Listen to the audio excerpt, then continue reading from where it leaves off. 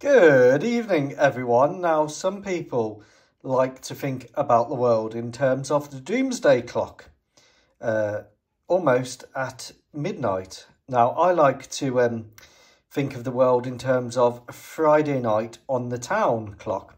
So, as you know, in the world at the minute, everyone is squaring up to each other. So, Russia and America have got their shirts off. The rules-based order is forming a circle around them, and all it's going to take is Little Rocket Man to say, "Your mum," and then things are going to kick off massively. So that causes a problem for a non-aligned state like the Malagasy what-if 1 in 72nd state, and that is that all the people that they buy weapons from are rearming themselves, and demand is high, production times are long, and aircraft that are crucial to the Malagasy future, such as the KF-21, well, the South Koreans are going to be building quite a few of those for themselves, so production is going to take some time. Now, the Malagasy what-if state is non-aligned, and Russia and America are currently squaring up and pushing each other a bit, and soon, possibly, China and America will start squaring up to each other and pushing each other around a bit, and that poses a problem for the Madagascans because they've got J-10s, FC-31s, they've got F-16s, F-44.5 Mantellas, which is the export version of the F-22. They've got Gripens, which are getting a bit old, and then they've got some F-16s coming along, and the Buccaneers coming back. One of the key objectives for the Malagasy state, therefore, is to indigenize aircraft production. Now, that's not easy to produce a high power, highly capable aircraft from scratch. It takes a long time. And some people say that the plans for this aircraft were found in a garage of Delaware. Others say that it wasn't in the garage in Delaware, it was in the closet in Mar-a-Lago. All we know is that in 1973, the Malagasy state brought the rights to Davis Monahan and US Air Force scrapjets. They also brought plans of American then cutting-edge technology, and they brought lots of North American plans, which is why they've got the Vigilante back. And another aircraft that they developed plans for and brought the plans for was the F-107 Sabre. Now, this is a totally refined and modernised version. It's being produced with cutting-edge materials. It is, of course, the Trumpeter 1 in 72nd kit. And what I wanted to do with this kit was kind of modernise it, but do it in a way that kind of complemented the original design, which I think is a pretty awesome design. So here we have the F-107 Uber Sabre. The Uber Sabre. Now, what makes this the Uber Sabre? Well, there's a few things which really make it special, and it's still to be painted and finished. But it has the GE 229 engine. I think it's the latest model, which is used to power the F-16 fleet. So that's tucked away. I was going to go for thrust vectoring, but I had a lot of these exhaust cans from the Hasegawa kit left over, so I've modified that, and there's the original J75 afterburner bit in there, and that is the 229 power plant to give it the best performance possible, and that's a sort of £29,000 in afterburner thrust engine. It's really hard to find lots of modern engines to fit in these old jets, but the 229 as it fits in is one of those. I've added the typical Malagasy improved ECM, which is missile alert warning systems. Those are those little white bits on the tail and underneath. Some chaff and flare dispensers just put on there. I've tried to keep the airframe relatively clean. I've been to the spares box and cut up a load of pylons.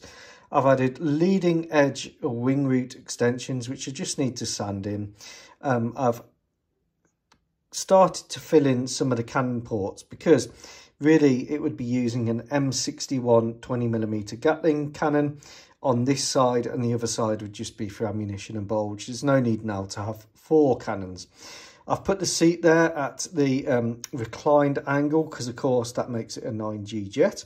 I've added an infrared search and track on there, cut down the probe, added some more missile alert warning systems on the front. And what I'm most pleased about is I've tried to make a diverterless intake. So diverterless intakes are all the rage for stealth performance.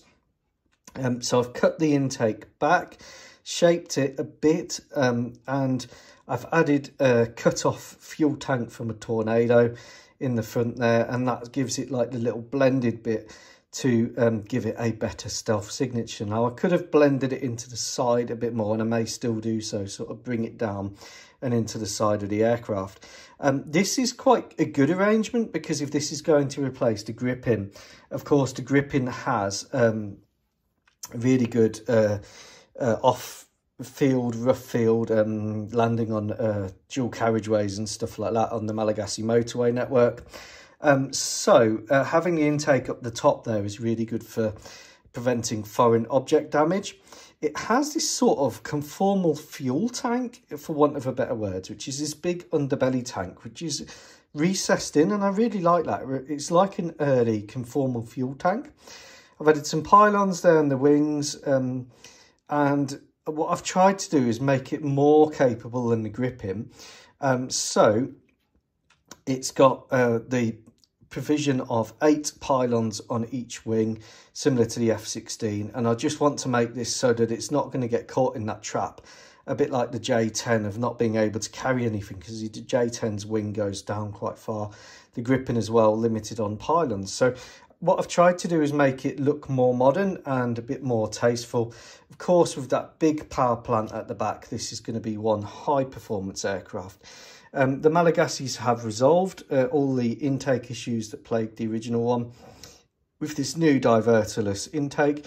It looks like an upside down F-16, and that's what I like. I think that this will be a real powerful beast of a plane. It's quite large, actually. It's a lot bigger than the original F-100 Sabre. So here we have the Uber Sabre. You can see there it's got the Coke bottle fuselage there, so it can go fast. And this looks like it's doing Mach 2 on the ground. It will be a Mach 2 capable jet, which is quite unusual in jets now, in aircraft now. They tend to be a lot slower. And I think the North American design lineage at this point was just absolutely bang on. They were making beautiful aircraft. So here we have the RA5M, again another reinvigorated North American product, but just look at those beautiful lines. Whilst we've advanced a lot further than the 1950s technology, and this aircraft will feature lots of carbon and stuff like that and Kevlar, I don't think we've advanced much further in the beauty of designs. These are just stunning aircraft. I've got a few more of these to build. I just wanted to show you that why it doesn't have a targeting pod. It doesn't have a targeting pod because behind the main wheel there is an inbuilt infrared laser search and track system, so it doesn't need to carry a targeting pod externally, which is another nice feature in keeping the airframe nice and clean. The Trumpeter kit builds well. As you can see, there is some puttying required, nothing on the Airfix standard. I'm off to bed because I'm shattered. I'll get this sprayed and painted, hopefully before late. Take care. Bye.